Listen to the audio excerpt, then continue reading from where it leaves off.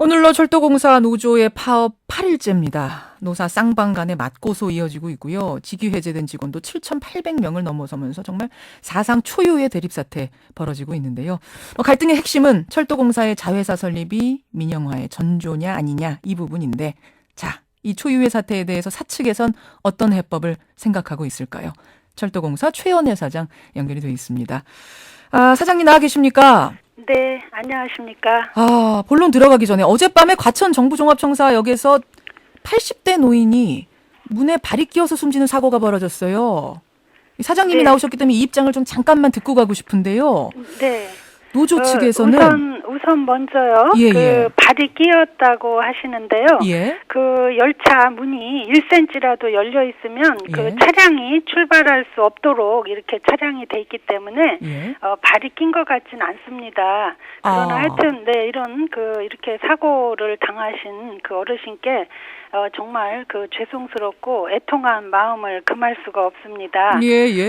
네, 이런 사고를 보더라도 그 노동조합은 국민의 생명과 안전을 볼모로 한 이런 불법 파업을 즉각 중단해야 한다고 생각합니다. 예. 국민의 안전을 걱정한다면 조금이라도 당장 모두 일터로 복귀하라고 말하고 싶습니다. 발에 일단 문에 발이 낀 거는 아닌 걸로 사측에서는 파악하고 계시고, 어쨌든 이 승강기가 열차가 떠나는 상황에서 벌어진 사고인 거는 맞는 거고요. 네, 지금 CCTV를 보면 그러는데요. 예. 경찰에서 지금 조사 중이죠. 조사를 하고 있습니다. 네. 노조 측에서는 이 경험이 부족한 철도대 대학생들을 대체 인력으로 투입하는 이 문제는 상당히 위험하다고 계속 반대했는데, 어제도 반대했는데 그대로 대학생들이 운행을 했다. 이 부분에 대해서 지금 강하게 반발하고 있습니다, 사장님. 네, 교통대학교 학생들은요, 평소에도 학교에서 철도 운영에 관한 교육을 받고 있고, 또 1년에 4주간 코레일의 역 등에서 현장 실습도 거칩니다. 예. 그리고 이번에도 소정의 차장 업무 수행을 위한 교육을 받았고요. 노동조합이 대체 근무 인력을 투입하지 말라고 하는데, 만일에 우리가 대체 근무 인력을 투입하지 않으면 시민들께는 아주 일대 혼란이 옵니다. 어쩔 수 없었다. 네, 아니요. 어쩔 수 없는. 근데 노조 측에서는 필수 유지율이라는 게 있는데 그것만 지켜도 될 것을 좀 무리하게 대학생까지 끌어가면서 운행한 건 아니냐. 무리한 거였다. 무리하지 않고요. 예. 그게 좀 정확히 좀 보셔야 되는데, 우리 코레일이 필수 공익 사업장으로 지정이 되었지만 기관사는 필수 요원으로 60% 정도가 이제 지정이 되었는데, 예. 열차 차장은 한 명도 지정되어 있지 않습니다. 그래서 만일에 대체 인력을 태우지 않는다면 우리 수도권 정동차는 단 한 대도 운영할 수 없다는 그런 말이 되고요. 노동조합에서는 항상 대체 인력 투입을 하지 말라 이렇게 말하는데, 그 말은 열차를 하나도 운행하지 말라는 이야기고, 또 국민에게 큰 혼란을 야기하려는 그런 이야기라고밖에 저는 볼 수가 없습니다. 오늘 아침 사고에 대해서 일단 여기까지 좀 듣도록 하고요. 사장님, 파업 초기에는 어머니의 마음으로 기다리겠다라고 하셨는데 지금까지 직위 해제된 노조원이 7,800명을 넘어섰습니다. 너무 강경일변도는 아니냐, 이런 비판 어떻게 생각하세요? 네, 우선 먼저 직위 해제에 대한 오해가 좀 있는 것 같습니다. 직위 해제는 된다고 해서 곧바로 해고나 이런 게 아니고, 예. 인사 대기 명령입니다. 앞으로 징계위원회를 열어서 파업 가담 정도에 따라서 예. 경징계와 중징계로 이렇게 처리될 것이고요. 저희 코레일에서는 이런 대응을 할 수밖에 없었던 것이 파업에 가담한 직원도 있고, 또 가담하지 않고 우리 현장을 지키고 있는 직원들도 있거든요. 그리고 또 파업을 어느 정도 어떤 수준으로 가담하느냐에 따라서 이런 차이들이 있기 때문에 예. 저희가 그런 것을 고려하기 위한 그런 대응이었고요. 또 많은 국민들께서 코레일 하면 가장 먼저 강성 노조를 떠올리지 않습니까?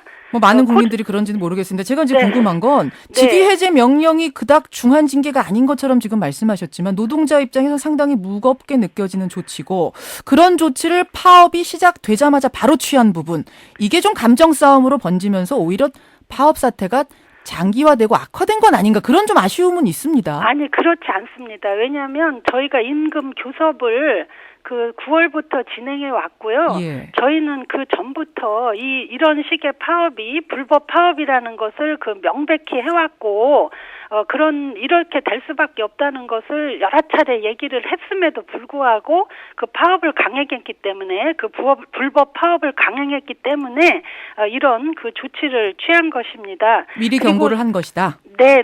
그리고 노조가 그 파업을 처음 하는 것이라면 그런 말을 할 수도 있겠지만 2002년부터 2009년까지 예. 7번의 파업이 있었고요. 2009년에는 한 해에만 4번을 그 파업을 했습니다. 그래서 이런 그동안에 2009년 같은 경우는 징계를 받은 그 직원의 수가 12,000명에 이른 적도 있었거든요. 예. 그래서 노조가 이것을 오히려 이게 너무나 강경해서 이렇게 됐다 하는 이야기는 조금 그 과장된 것 같습니다. 지난 금요일에 경고를 하셨어요. 아직 복귀하지 않은 직원들에게는 특단의 또 다른 조치를 취할 수밖에 없다. 그럼 이건 지금 직위 해제 정도가 아닌 공권력 투입까지도 불가피해지는 상황으로 가고 있다. 이런 판단 하시는 건가요? 아니요, 저는 그 공권력 투입 이런 것은 또 그 해당 당국에서 그 판단할 문제고요. 저는 이 직위 해제된 분들에게 예. 좀 하여튼 그 나중에 이게 이제 징계위원회도 열리고 하니까 예. 그런 것들을 좀 충분히 고려했으면 좋겠다. 하여튼 일단은 어제 그 안전사고 우리 어르신 그 사고에서도 볼 수 있듯이 국민 불편이 너무 크고 국민 안전을 그 지나치게 그 위협하기 때문에 하여튼 빨리 그 복귀해 달라는 저의 그 간곡한 호소라고 그렇게 이해해 주시면 고맙겠습니다. 특단의 그럼 또 다른 조치란 건 어떤 걸 생각하고 계시는 건가요? 그것은 저희가 이제 그동안 그 생각했던 이제 여러 가지 그런 그 경영 관련 계획들 이런 것들을 이제 시행하려고 하는데요. 예. 차차로 이 파업이 수습되면서 또 말씀을 드리겠습니다. 마지노선이라는 게 혹시 있습니까? 아마 정부 측하고도 지금 긴밀하게 얘기들을 하고 계실 소통을 하고 계실 거예요. 어떤 마지노선? 파업의 마지노선. 이 정도가 지나면 사실은 공권력 투입까지 갈 수밖에 없지 않겠는가? 정부 측에서. 네. 그것은 저는 잘 모르겠고요. 근데 어제 저도 언론을 통해서 보니까 예. 오늘 공안 대책 협의회가 개최된다고 하더라고요. 예. 그러니까 저도 그 상황을 좀 지켜보도록 하겠습니다. 알겠습니다. 네. 철도공사 최연애 사장 만나고 있습니다. 결국은 이 모든 이 갈등의 원인을 따지고 들어가자 보면 철도공사의 자회사 설립이 문제가 된 건데 노조는 철도 민영화의 초석이다, 전조다. 그래서 자회사 설립은 반대한다. 이렇게 주장을 하는 거거든요. 그런데 지난 2012년 1월 30일 조선일보에 사장님 컬럼 쓰셨어요. 네. 그때는 물론 이제 철도공사 사장이 아닌 철도 전문가 입장에서 그 기고문을 보면 철도의 특성상 운영기관 다원화는 사고 위험을 키운다. 경쟁체제 도입은 철도 및 교통산업의 특성을 잘못 이해한 것이다. 이런 지적을 하셨더라고요. 그 사이에 어떻게 입장을 바꾸신 겁니까? 네, 저는 그 당시에 그런 형태의 그 민영화 정책에 대해서 반대를 한 것이고요. 지금도 이제 그런 식으로 민영화되는 것에 대해서는 그 반대하는 입장을 저는 지키고 있습니다. 일단 민영화는 반드시 반대다. 네, 반대합니다. 그런데 이제 최근에 그리고 저는 또 우리 우리 코레일은 우리나라의 그런 오랜 전통을 가진 철도 사업자로서 이런 새로운 좋은 노선이 생겼을 때 당연히 우리가 운영하고 싶고 그런 열망을 가지고 있다는 것을 충분히 이해하고요. 저도 철도인의 입장에서 보면 그러고 싶습니다. 그런데 최근에 그 상황이 공기업에 대한 국민들과 그런 정부의 그런 엄중한 비판, 방만 경영도 있고 뭔가 좀 경영 효율화도 해야 되겠고 하는 그런 엄중한 그런 비판을 저희도 이제 겸허히 수용해야 된다. 그리고 그러한 이제 맞춰야 된다. 그런 국민들의 그런 기대에도 부응해야 된다. 이런 입장에서 이런 이제 정부의 정책을 이제 수용했고요.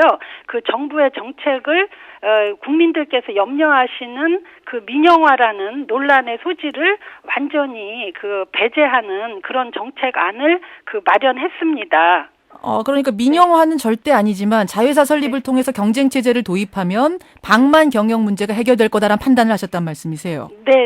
근데 이 기고문을 2012년에 쓰신 걸 보면 철도의 특성 때문에 운영 기관을 다원화하는 것, 그러니까 자회사를 둔다든지 두 회사, 세 회사가 운영하는 건 사고 위험 키운다.